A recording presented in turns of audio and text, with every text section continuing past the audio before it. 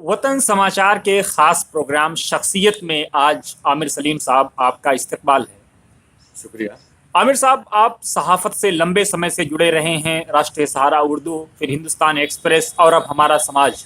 صحافت کا تجربہ آپ کا کیسا رہا؟ کیونکہ کہا یہ جاتا ہے کہ خاص طور سے اردو صحافی ہونا جو ہے ایک فقیرانہ زندگی گزارنے کے مترادف ہے۔ دیکھیے محمد احمد صاحب، جہاں تک میرا تجربہ رہا ہے، صحافی کسی بھی زبان کا رہا ہو، پہلے ادوار کیا تھے یہ اس وقت کی بات رہی ہوگی، لیکن آج حالات بہت بدل چکے ہیں اور ہر زبان تقریباً جو ہے وہ عالمی درجہ رکھتی ہے میری سمجھ سے۔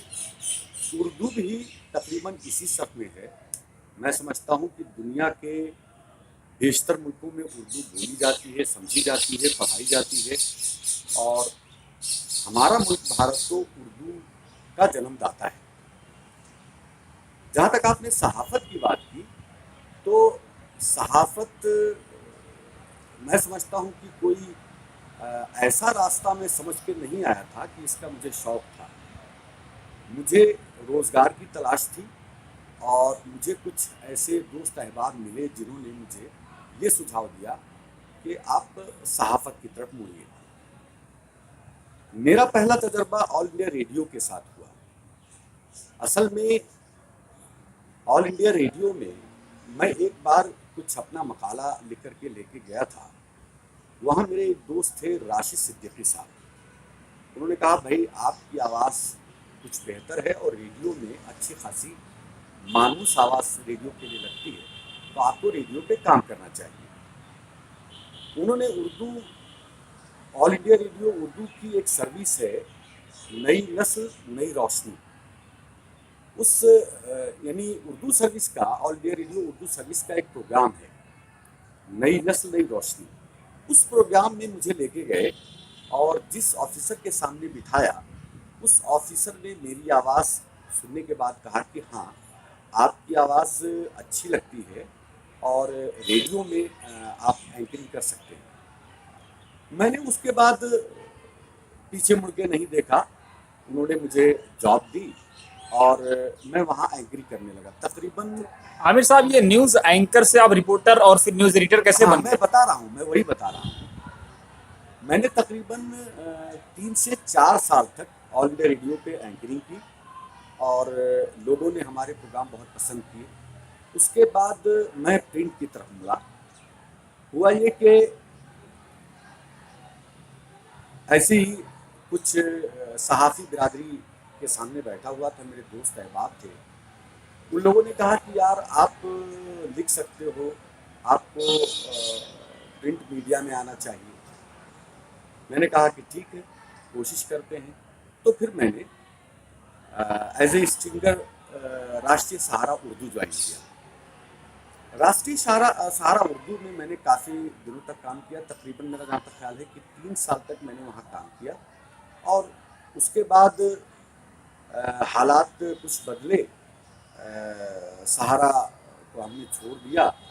ہمارے جو ایڈیٹر صاحب ہیں، اور بلکہ یہ کہیے ہمارے مربی ہیں اور جنہوں نے مجھے صحافت سکھائی، ڈاکٹر خالد انور صاحب، انہوں نے مشورہ دیا۔ ان کا خود کا اپنا اخبار تھا ہندوستان ایکسپریس، انہوں نے دعوت دی اور میں نے سہارا چھوڑ کر کے ان کے ساتھ میں لگ گیا۔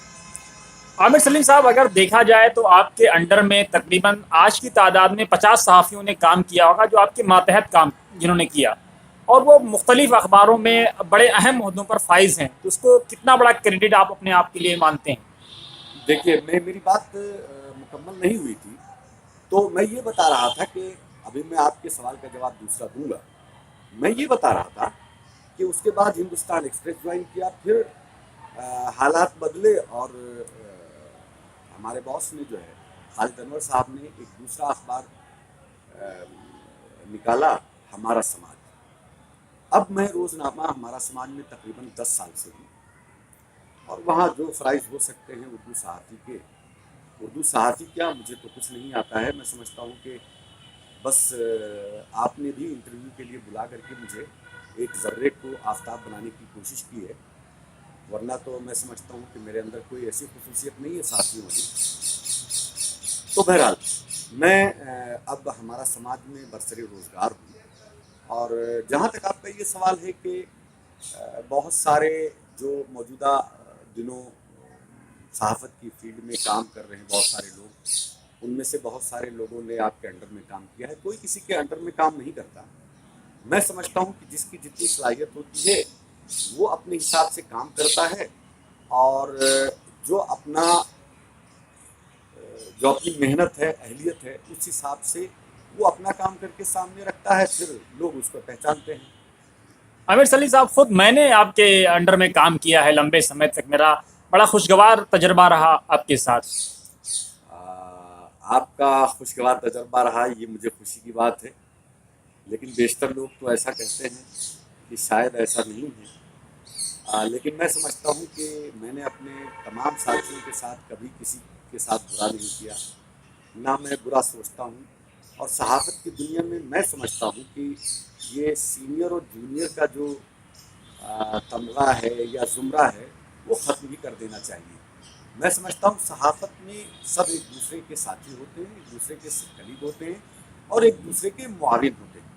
ایسا ہی میں نے سوچا ہے، ایسا ہی میرے اندر جن لوگوں نے کام کیا ان کے ساتھ ایسا ہی میں نے برتاؤ کیا ہے، ایسا ہی برتا ہے.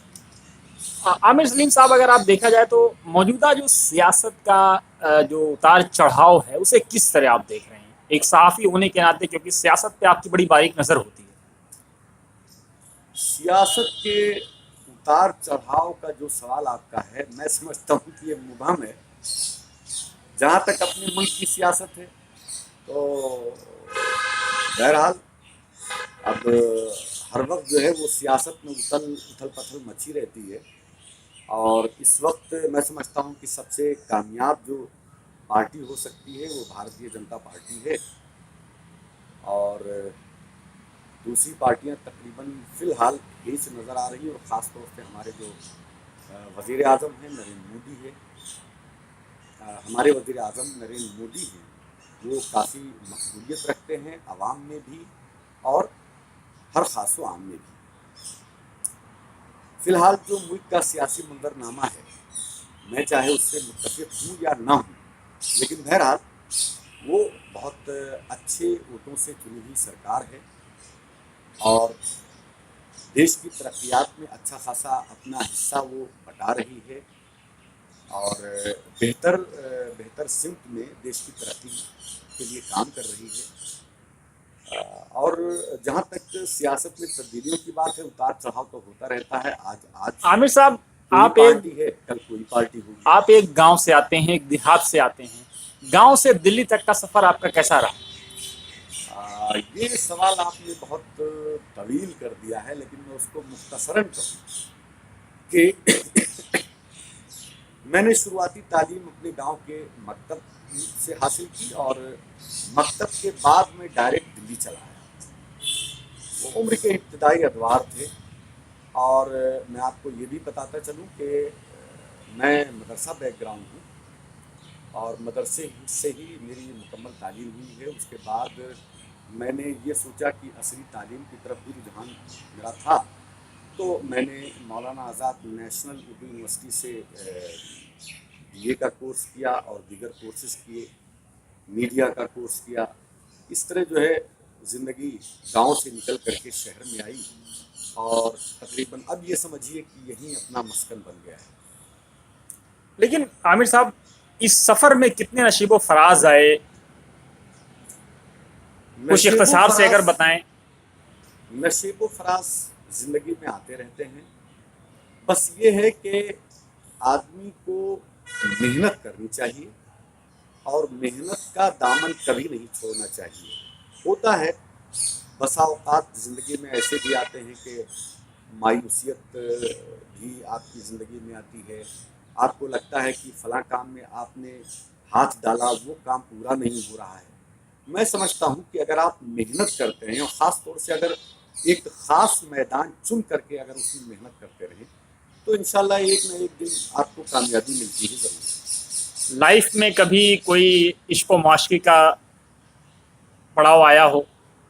میں سمجھتا ہوں کہ محمد احمد صاحب پرائیویٹ زندگی میں یا نجی زندگی میں کسی کے جھانکنے کی کوشش نہ کرے. ہاں، جہاں تک عشق اور محبت کی بات ہے تو اردو کتابوں میں نے بھی یہ چیزیں پڑھی ہیں اور میں سمجھتا ہوں کہ عشق اور محبت کیا ہے.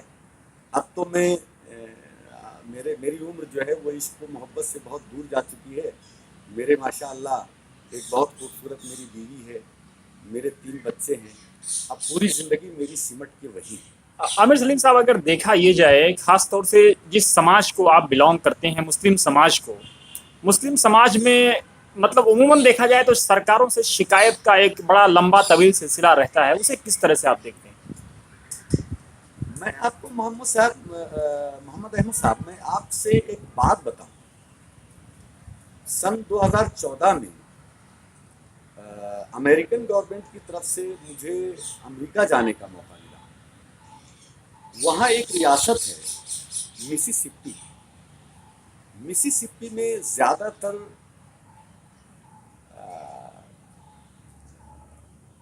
بلیک امریکن رہتے ہیں، جن کو ہم پہلے نیگرو کہا کرتے تھے. وہاں ہمارا انٹریکشن بہت سارے لوگوں سے ہوا، میڈیا کے لوگوں سے بھی ہوا، انتظامی امور میں، ایڈمنسٹریشن میں، سرکاری ایڈمنسٹریشن میں کام کرنے والے لوگوں سے بھی بات چیت کی. تبادلے خیال میں ہم نے کچھ نوٹ کیا. وہ نوٹس یہ تھا کہ اکثر و بیشتر جو افریقن امریکن تھے ان کا یہی کہنا ہوتا تھا کہ بھائی ہم تو بہت پریشان ہیں، اور جو ہمارے ملک کی پالیسی ہے اس پالیسی کے تحت ہمیں ہمیشہ کچلا گیا ہے.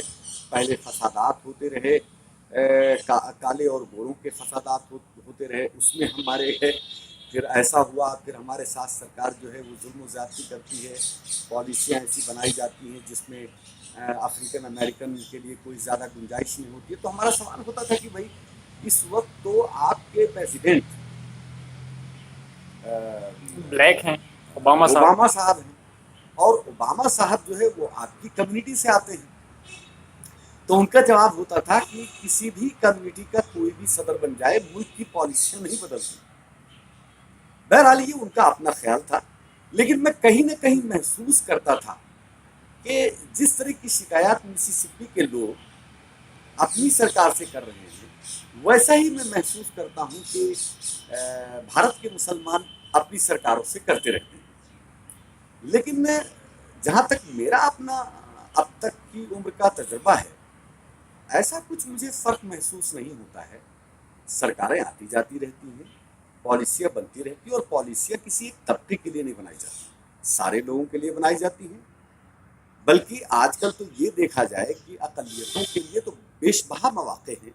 انہیں مین اسٹریم میں لانے کے لیے سرکاریں بہت اچھا کام کر رہی ہیں، کتنے اچھے اچھے منصوبے ہیں. اب آپ فی الحال بھی این ڈی اے سرکار میں بھی دیکھیے آپ تو مائنورٹی منسٹری ہے، وزارت اقلیت ہے، اس نے تو بہت سارے پروگرام شروع کر رکھے ہیں مائنورٹیز کی فلاح و بہبود کے لیے، اس کی ترقی کے لیے.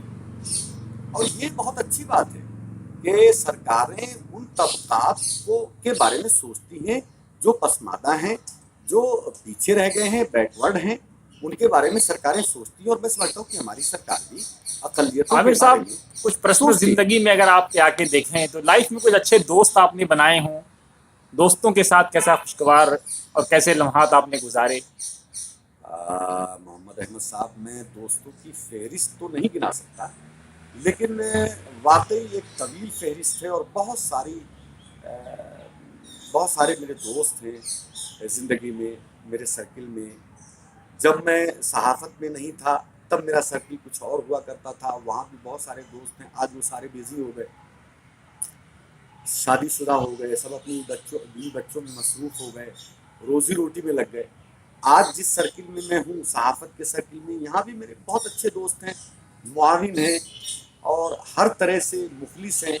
بلکہ یہ کہوں کہ ایک دوست آپ بھی ہیں کہ ہمیشہ آپ مجھے یاد کرتے ہیں، اور ہر موقع پہ یاد کرتے ہیں. کسی پروگرام میں آپ یاد کرتے ہیں، ہر لمحہ جب آپ پروگرام شروع کرتے ہیں تب مجھے یاد کرتے ہیں. تو میرے دوست جتنے بھی ہیں تقریباً سارے بہت ملنسار ہیں اور بہت ہی پیار و محبت والے ہیں، بالکل آپ کی طرح. لیکن عامر صاحب، کبھی زندگی میں کوئی ایسا لمحہ آیا جب زندگی سے آدمی کو ایک الجھن ہونے لگتی ہو، یا کوئی ایسا نہیں، واقعہ ہو جب آدمی کو ایک دم اپنے آپ کو اکیلا محسوس کرتا ہو؟ ہاں، کئی کئی مواقع پہ ایسا زندگی میں موڑ آتا ہے کہ آدمی محسوس کرنے لگتا ہے کہ یار کہاں سے جائیں، سارے راستے بند ہیں۔ لیکن میں نے جیسا کہ پہلے آپ کو بتایا کہ اگر آدمی کسی ایک کاز کے تحت اپنا کام شروع کرے اور محنت کرتا جائے، میں سمجھتا ہوں کہ پھل کہیں نہ کہیں تو ملتا ہی ہے۔ صحافت کی دنیا میں کوئی آپ کا رول ماڈل؟ صحافت کی دنیا میں رول ماڈل میرے اپنے استاذ ہیں، ڈاکٹر خالد انور صاحب۔ میں انہی کو مانتا ہوں۔ انہوں نے جو بھی اب تک سکھایا ہے، میں سمجھتا ہوں کہ میں تو کچھ نہیں جانتا، زیرو ہوں، لیکن بہرحال جو انہوں نے سکھایا ہے یا جو فیڈ بیک مجھے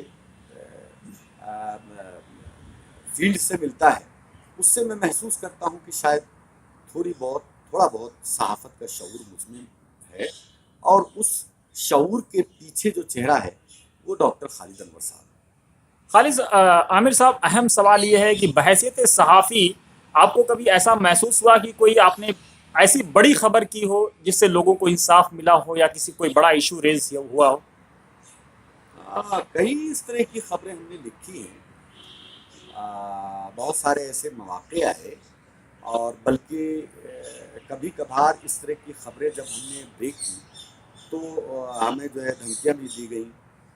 سیاسی سطح پر بھی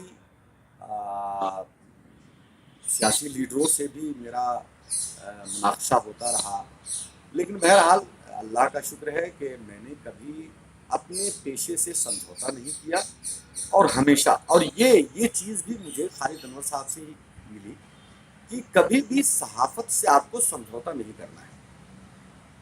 جو آج میں پوری آزادی کے ساتھ اخبار میں لکھتا ہوں، اور خالد صاحب اس کو سراہتے ہیں کہ ٹھیک ہے، اگر آپ کوئی نیوز بریک کر رہے ہیں اور صحیح ہے تو پھر اس کو لکھا جائے، چاہے اس سے کسی کو کوئی اس سے ناراض ہو یا چاہے خوش ہو، اگر وہ عوامی اور دیش کے مفاد میں ہے تو۔ لیکن موجودہ دور میں عامر صاحب، میڈیا اپنی کریڈبلٹی کھوتا جا رہا ہے، ایسا محسوس ہو رہا ہے، اسے کس طرح آپ دیکھتے ہیں؟ دیکھیے، مختلف ادوار آتے ہیں، کچھ لوگوں کی اپنی مجبوریاں بھی ہو سکتی ہیں، خاص طور سے اس وقت جو الزامات ہیں وہ الیکٹرانک میڈیا پہ ہیں، اور یہ کہا جاتا ہے کہ وہ سرکار کے ساتھ ہاتھ سے ہاتھ ملا کے جا رہا ہے، اور بہت سارے جو صحافت جو جمہوریت کا چوتھا ستون ہے وہ کہیں نہ کہیں زوال پذیر ہو رہا ہے۔ لیکن میں سمجھتا ہوں کہ بہت سارا ایسا نہیں ہے۔ دیکھیے، میڈیا میں ہو سکتا ہے کہ کچھ لوگ ایسا کر سکتے ہوں، ان کی اپنی مجبوریاں ہوں گی، لیکن میں سمجھتا ہوں کہ بہت سارے ایسے لوگ بھی ہیں۔ ابھی حالیہ دنوں میں بھی کچھ اس طرح کے حالات آئے کہ کسی نے کوئی خبر پیش کی، لیکن اس کا توڑ اسی الیکٹرانک میڈیا نے کیا کہ نہیں، یہ خبر ایسی تھی، اور یہ جو ہے فلاں چینل نے یہ خبر غلط پیش کی۔ اور خاص طور سے یہ میں دیکھتا ہوں کہ او بی سیز کے معاملے میں، مائنورٹیز کے معاملے میں، یا پھر ایس سی ایس ٹی کے معاملے میں اس طرح کی باتیں جب آتی ہیں، امتیازات کی، تعصب کی، تو اگر میڈیا کے کچھ لوگ صحیح باتیں نہیں پیش کرتے تو کچھ لوگ تو صحیح باتیں پیش کرتے ہی ہیں۔ بحیثیت صحافی کچھ ایسا تجربہ جو بہت تلخ رہا ہو کہ یا صحافت میں ہم نے آ کے غلطی کی؟ دیکھیے صاحب، دو جاب جو ہوتی ہے وہ دیش کے لیے ہوتی ہے، اور دونوں ہی جاب میں بہت مشکلات ہوتی ہیں، اور وہ دونوں جاب جو میری نظر سے ہیں وہ تو ایک پولیس کی نوکری ہے، یا دیش کی حفاظت کرنے والے سیکیورٹی فوجیوں کی، فورسز۔ سیکورٹی فورسز کی نوکری ہے۔ بیچارے 24 گھنٹے کام کرتے ہیں، کاش ہم ان کو عزت دے پاتے، ہمیں عزت دینی چاہیے، جبکہ ہم پولیس والے کی بیچارے کی عزت نہیں کرتے، لیکن جب گہرائی سے آپ ان کے پاس جائیں تو پتہ چلتا ہے کہ جتنا ان کو دیا جاتا ہے اس سے کہیں زیادہ وہ محنت کرتے ہیں، اور یہی تقریباً حال صحافیوں کا بھی ہے۔ صحافی کے لیے بھی کوئی ٹائم ڈیوٹی نہیں ہوتی، کبھی بھی اس کو ضرورت پڑ سکتی ہے، آفس سے کبھی بھی اس کو بلایا جا سکتا ہے، کبھی بھی اس کو کام پر بھیجا جا سکتا ہے۔ تو میں سمجھتا ہوں کہ صحافیوں کی اور سیکورٹی فورسز کی تقریباً ذمہ داریاں برابر ہیں اور دونوں کو وقت بہت دینا پڑتا ہے. عامر صاحب، میرا چلتے چلتے آخری سوال، نوجوان جو نسل صحافت میں آنا چاہتی ہے، کیا اس کو کوئی مشورہ آپ دیں گے؟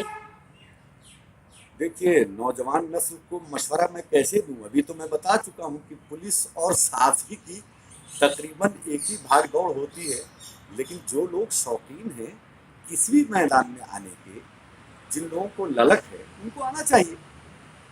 ہر فیلڈ بہت بڑی ہے اور ہر فیلڈ میں جب آپ جائیے تو لگتا ہے کہ یہاں بہت کچھ ہے جو ہمارے لیے ہے اور ہم اس میں کھپ سکتے ہیں، بڑھ سکتے ہیں، اور اس کے مادھیم سے، اس کے ذریعے سے ہم دیش کی خدمت کر سکتے ہیں، اپنے قوم کی خدمت کر سکتے ہیں، تمام ان لوگوں کی خدمت کر سکتے ہیں جو بیک ورڈ ہیں.